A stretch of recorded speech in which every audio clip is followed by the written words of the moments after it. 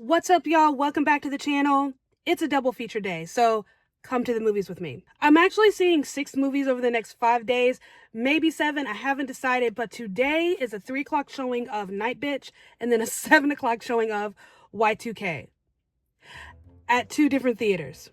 Technically in 2 different towns. Same parish, 2 different towns. So our 3 o'clock showing is in Elmwood, which is in Harahan, Louisiana, right outside of New Orleans. And then our second showing is in Harvey, which is on the West Bank, again, right outside of New Orleans. This is my official petition to the powers that be at AMC to somewhere place an AMC in New Orleans Metro.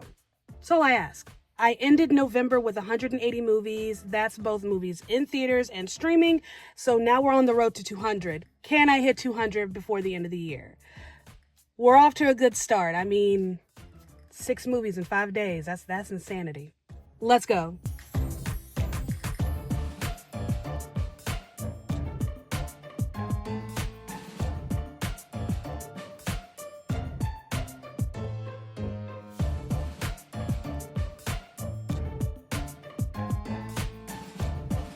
Okay, so movie number 1 is done. That was Nightbitch, directed by Mariel Heller, stars Amy Adams. It's an interesting little black comedy about a mom who at night turns into a dog. It's a bit of a satire, social commentary. Now, it's not perfect. It's a great movie, don't get me wrong. It's not perfect though. It's almost like there was so much that was kind of left on the table. This could have been so much more than what it was. And it's kind of wrapped in a metaphor that doesn't quite land. At least I didn't think so. You'll have to let me know what you think. The highlight here is definitely Amy Adams in her portrayal as mom. That is interesting. There's so many different little metaphors and plot devices here. This film has so much to say just about motherhood in general, but we never know her name. We don't know her name, her husband's name, or the baby's name because she has a toddler. But we know everybody else's name. We learn everyone else's name but hers. And I thought that was so interesting that her identity in this movie is literally mom.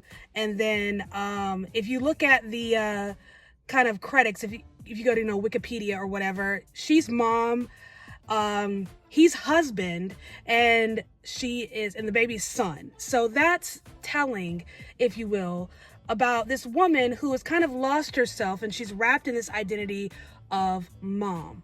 And by social commentary, I mean, if I could rename this movie, it would be, all the things mothers wish they could say about motherhood. There's a lot of conversation that women just don't have, they don't talk about, because it's so easily dismissed. Oh, you're just complaining, this is what you wanted.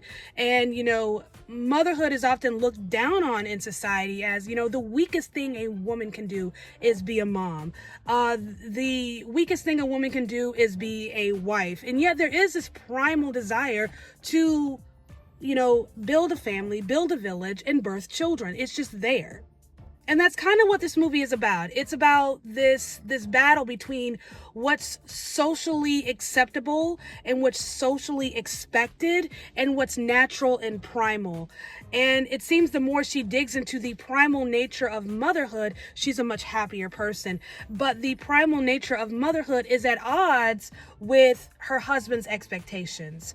And it's an interesting little ode to motherhood. It's such an honest telling of what women feel being moms, what they love about it, what they hate about it, what they wish they could say. We start this movie with a lot of internal monologue where she, sees a woman that she knows in the grocery store. Woman asks her a question and she answers the question just brutally honest, probably more than what that woman was looking for. As it turns out, she didn't say any of that at all. It's all in her head. And I thought that was so relatable. I'm not a mom, but just, when people ask you questions about your life, I think whether you're a mother or a woman, the things that you wish you could say but you don't, you just give the expected answer just to keep either the conversation moving or to get out of the conversation altogether. But we see that a lot in this movie where that's how it starts in the beginning, where she's having these moments where it's her thoughts, we're seeing her thoughts out loud, where she's saying the things she wishes she could say, but no one's actually hearing her. But then she steps into this primal nature and she starts to be a little more vocal about what she's feeling. And she starts saying the things out loud and, no holding back. And I think there's this beautiful moment because, you know, she's going to all these different mom things, whether it's going to the park, going to the river with her son, you know, going to, you know, story time is what some people might call it, book baby at the library. And she looks at all these other moms who seem to have it all put together, who seem to be enjoying what they're doing. You know, they've got their makeup done, they've got clothes that fit, and she's walking around no makeup, clothes are ill-fitting, and it's like she's just trying to keep it together. But once she kind of steps into this primal role of motherhood, she realizes she has much more in common with these women than she realized. That even though they have their makeup done and they have their clothes all put together, they're still going through the same struggles and they have some of the same thoughts. And there's this beautiful moment in the library where this woman who becomes her friend is pregnant, and she gives this whole thing about just how primal and how raw and violent childbirth is, just how powerful it makes women. So while we do see a lot of the complaining, I guess you could say, that women do when it comes to motherhood, I think that's so necessary because, again, it's the things that women don't say out loud. But there's also this acknowledgement of the sacrifice that is motherhood and just how absolutely extraordinary moms are and how incredible it is that we are literally designed to grow human beings in our bodies, growing bones and tissue and organs, and we do all of that. And it's looked down upon oftentimes as, again, the lowest thing a woman can do. But I think this movie gives a voice to women and mothers who feel like they can't talk about just how incredible motherhood is, and also how hard it is, and how much you sacrifice. And I think this pays homage to that sacrifice. I love that though, more than I thought I would. I thought it was gonna be stupid. But no, I really liked that. That was weird. That was very weird though. A little bit of body humor. But yeah, I thought that was downright beautiful. All right. I got a little bit of time. I'm gonna grab something to eat and then movie number 2.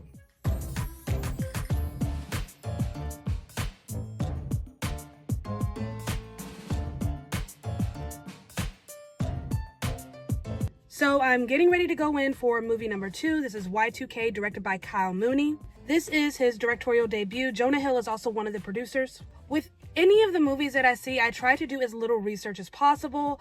I don't want to have any expectations, but it's really hard to not have any expectations because this is Y2K. And I vividly remember all the panic and hysteria about what was going to happen when the clock struck midnight, you know, January 1st, 2000. So I am frankly surprised that we haven't had a movie like this yet. I mean, if there is one, I haven't heard of it.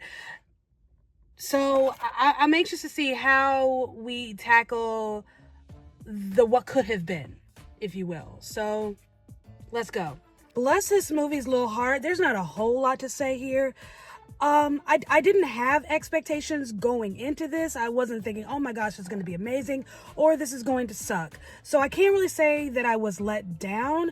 I am a little disappointed. I felt like with this kind of concept, which I really haven't seen in theaters, you know, taking Y2K and turning it into, you know, a coming of age teenage horror movie.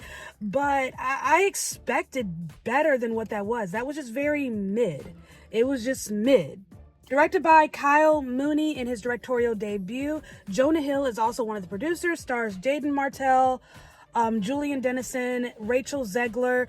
So the day is December 31st, 1999. The kids are on winter break, and there's this cool party happening at Soccer Chris's house, and they're all gonna ring in the new year together. So, I don't even remember the kid's name, and his best friend, Eli. So Eli and his friend Dan are going to go to this party because Eli has a crush on Laura, played by Rachel Zegler. And, you know, he wants his New Year's Eve kiss. He's a bit of a nerd, kind of a loser, not cool at all. And, you know, he's hoping for, you know, something better. Anyways, they go to the party. The party's happening. New Year's Eve rings. She ends up kissing Soccer Chris. And then the machines go crazy. And thus our story begins. So the problem with this movie is that the best parts, the funny parts, are all in the trailer. So if you've seen the trailer, you've seen the best parts of the movie. The movie just starts off very basic and kind of mid, and just boring, I guess you could say. And then once we get to the party, that's where the exciting stuff happens. That's when it gets to be a little fun. And then once we leave the party, it's just boring. It just kind of goes downhill from there. I found myself asking at one point, like, what's the point of the plot? It's just like, why is this here? Like, it just seems kind of a pointless movie. It's not doing anything. It's not saying anything. Just wasted talent. Jaden Martell, I feel like, is the biggest miss here. Not because he's so awful. He's incredible. He's very talented. But I felt like he was just a little too emotionally mature for this role. Like, this would have been better suited by somebody not as seasoned as Jaden is. Kind of weird to say, but that's just it. And I think because of just Jaden's style as an actor and just what he's done previously, drama and dramatic acting is definitely his thing. But I felt like he kind of struggled to get into the groove of the comedy. This movie really didn't know what it wanted to do in terms of, okay, what are we? Are we coming of age? Are we a comedy? Are we a horror? Are we a sci-fi? You know, we have this romance subplot, and you can have a movie that has all of those things, but the thing is, you have balance. There's no balance. What's missing here is the balancing of these different genres, and a lot of that really is casting, because you have Jaden, who is very drama, you have Julian, who is very comedy, and Rachel, whose main job here is to be the pretty girl who saves the day. There's so much nostalgia in this movie, and I understand it's the year 2000. Y2K in and of itself is just, you know, what an era, you know, that's pure nostalgia, right? But my issue with a lot of movies such as these is when they overrun us with nostalgia. Like, every other frame is just, oh, look, this little thing from the year 2000, wasn't that funny? Enron. Like, yeah, we know what year it is. You've told us that this is December 31st, 1999. We already know. Like, you don't have to throw every little clue and you know, here and there in our faces to remind us that, hey, we are approaching the year 2000. Just get on with the story, get on with the plot. Figure out a way to take all these little devices and weave them into the plot. Instead, they're just kind of standing out like a sore thumb. So when movies just crash out with nostalgia, I'm already bored. And when you're playing with nostalgia like this, especially when you're just, you know, throwing it in people's faces, and it's supposed to be, you know, oh, this is a funny moment, this is something we can all laugh at together, it begs the question, who is this movie for? Is this for, you know, kids around the age of the, you know, characters, you know, high school age? Or is this for people my age who vividly remember when the world was supposed to end January 1st, 2000? Who can appreciate, you know, the sound of AOL coming on, and who can get the joke about, you know, her trying to call 911 and she says someone's on the net. Like, who recognizes Fred Durst? Now, I liked Limp Bizkit for the most part, but is there no one else, you know, circa 1999, 2000 that you could have gotten to, you know, just show face in this movie that was easily recognizable? Are our kids of today going to recognize Fred Durst? Are they? I recognize him, but then again, I'm not a kid of today. I wouldn't say the movie's trash. I mean, it's fun trash, bless its little heart, but no one's going to remember this next week. I think there is potential for, like, future cult classic maybe, but it's kind of whatever. I mean, unfortunately, or fortunately, I'm not sure, this movie's kind of drowned out by 3 really big movies right now.